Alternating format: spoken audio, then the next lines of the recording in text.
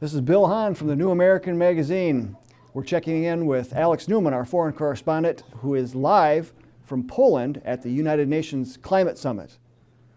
Alex, good evening. Hey, how's it going, Bill? How are you? Very good. Tell us a little bit about what's happening in Poland today at the Climate Summit. Well, thank you, Bill. And so there's a scramble on now. They're trying to come up with the agreement that they hope to leave this summit with. The Secretary General just finished giving a speech where he's kind of trying to light a fire under them and get them to hammer out their differences and get this text ready to go. A lot of hysteria, we only have 12 years left to save the world and everything hinges on this conference. And if we don't do it right, and if we don't have enough ambition, your children are going to be doomed to flooding and hurricanes and tornadoes and, all sorts of other, apocalypse type scenarios. So, there's a real sense among a lot of the people here that this is real, that this is legitimate. So there's kind of this atmosphere of hysteria. What are we going to do? And the Americans and Trump is saying global warming is a hoax. So what are we going to do to stop all this? So there's kind of a sense of dread, of doom. I was talking to some of my colleagues earlier. It's a different atmosphere than most of these summits. Typically, they're more like playful and creative, and you have these NGOs dressed up in goofy costumes and people laughing and joking. But at this one, people are more on edge. They're angry. They're almost more hateful. It seems really stressed out, and I think part of that has to do with there's this sense here among the people. They believe this UN report that just came out that if we don't do what the UN says now, as in like right this moment, then their children are going to grow up and be hit by a hurricane, or there's going to be a drought that's going to hit them because of their CO2 emissions. So if you can see why, if you believed that, you might be in a little bit of a panic. Oh, most certainly, and what we have seen in the past at many of these climate change conferences, is that there's an actual agenda behind all of this. Could you go into a little bit about that, perhaps even bringing in some of your travels to Rio? Sure, it's very clear that there's an agenda to this. And in fact, if you listen to what they're saying, they'll tell you there's an agenda. The Secretary General of the UN, who we know is a card-carrying socialist. I mean, the guy literally led the Socialist International, the largest organization of socialist, communist, Marxist parties in the world. Many of those have blood on their hands. Some of them have the blood of millions on their hands. So this Secretary General of the UN, who card-carrying socialist, gave a speech where he said, hey, we're going to use this to transform the world, was the term he used. And they're serious. They want to transform the economy. They want to transform. They said even the way people think needs to be transformed so that we can all become more sustainable and good global citizens. So the real agenda it's very clear, is to centralize political power under the guise of saving the climate from evil humans.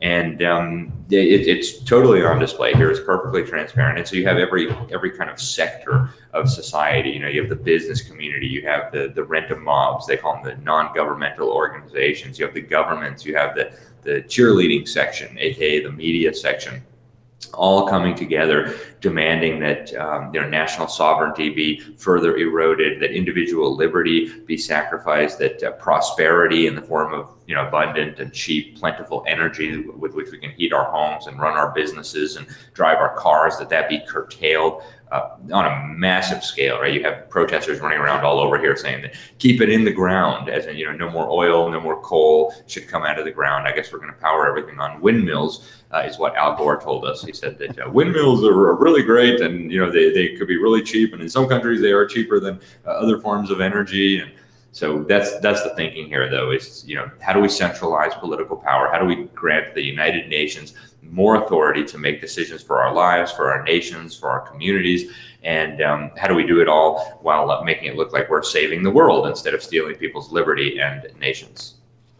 That's a great point, actually, too, Alex. And what we've seen with President Trump, who doesn't believe in any of this climate change bunk, but yet he is just one of part of the federal government. And the New American Magazine put out yesterday by James Murphy, it's an article online that says Ocasio-Cortez sees climate change politics as means to transform America. And so certainly we hear about, from these conferences, around the world, that they're looking to transform the way that things are being done, in other countries. But a lot of us don't really put the connections together that, well, this includes America, right? Have you seen anything blatant to that effect from not just the Secretary General, but from those that are there, whether they're protesting or they're even from the media on the other side, so to speak, that are really pushing this narrative?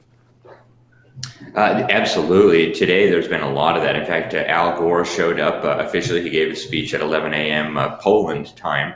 And he was very clear, about the need to the alleged need to transform everything, and particularly American society. And he was really hyping this notion that, even though Trump doesn't agree with us, and even though Trump said we're pulling out of the Paris Agreement, we're still doing this, right? He said our movement is unstoppable. This is all irreversible. No matter what Trump does, this is happening. You can see that there's this big movement here called "We're Still In," where you have mayors and governors and things, mostly from far left liberal states like California, New York, Illinois, Washington State, where Washington State, by the way, they just voted down some of these loony proposals. But they have this idea that we're going to resist the Trump administration pulling out of the Paris Agreement, and we're going to implement those things anyway, right? We're going to reduce emissions of CO2 by restricting people's access to abundant and cheap energy. We're going to try to discourage people from driving using some coercive and some kind of nudge measures. And Al Gore, was just really blatant about it. He said it's happening, whether you like it or not. He paused so that everybody could applaud when he said, soon we'll have a new president, and the new president, all he has to do is just send a notice, and we'll be right back in the Paris Agreement. So don't worry, everybody, everything's going to be fine. And as far as policy proposals, he was very, very blatant about the need to grow the government and have the government take over the economy and these things. So I'll be hopefully sending in an article about that later this afternoon or tomorrow. There's also they were described to me by their chief of staff, or one of their chiefs of staff, as the only two elected officials from the United States here. So there's two state senators from the state of California roaming around. We had an opportunity at the New American to interview both of them. So hopefully those videos will be processed soon. And they speak for themselves. They've got the very slick talking points down, but they're basically telling us that, hey, we don't care what Trump says. We don't even care that the American people don't buy into this stuff. We're going to do it anyway. We're doing it in California.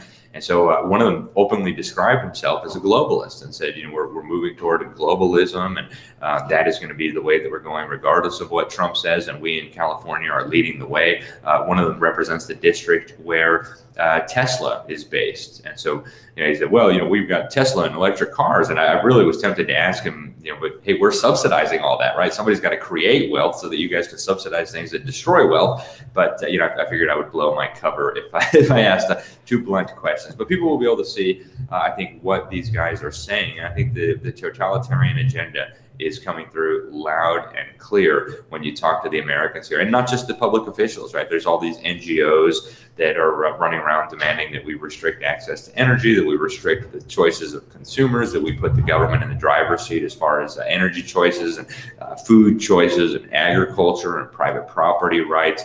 And that's the agenda. It's very transparent. Well, thank you so much, Alex. And we really appreciate all the work that you go through to give us this information.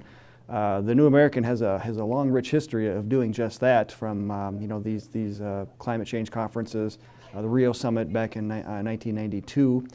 We had a large expose, so to speak, regarding that in two of our issues of our magazine since then, and it's all coming to fruition regarding where they started to where they want to go.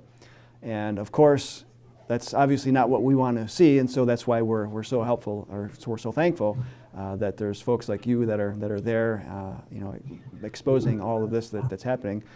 Tell us a little bit about others that may be there doing the similar things that you are.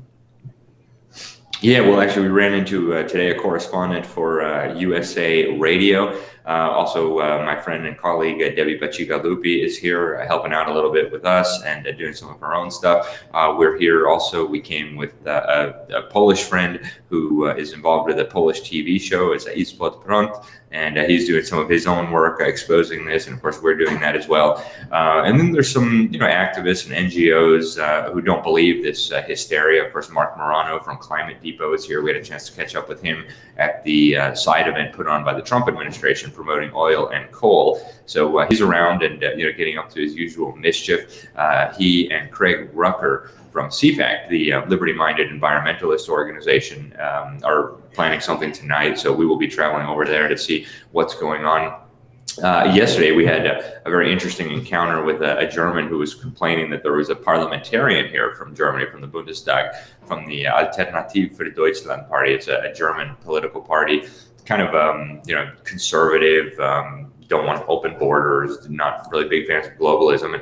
And the guy was shocked. Oh my goodness, there's a guy here who doesn't believe in the global warming theory, referring to this parliamentarian. So there are some people here who don't believe the hype.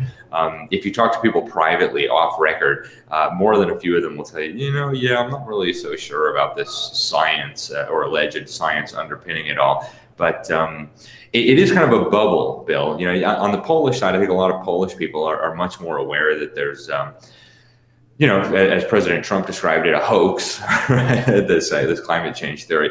But as far as the people coming from most of Western Europe and a lot of the third world countries where they're expecting big checks from Western taxpayers, there is this drinking of the Kool-Aid, so to speak, in terms of buying into the global warming hysteria. So we're really outnumbered here. It's nice to come back to America and meet sensible people again who think critically. But here at this conference, there's not a whole lot of that. Gotcha. All right. Well, Alex, we're pretty much out of time, so we appreciate your efforts again, and we hope that the viewers will check back periodically throughout the weeks to check for more live updates.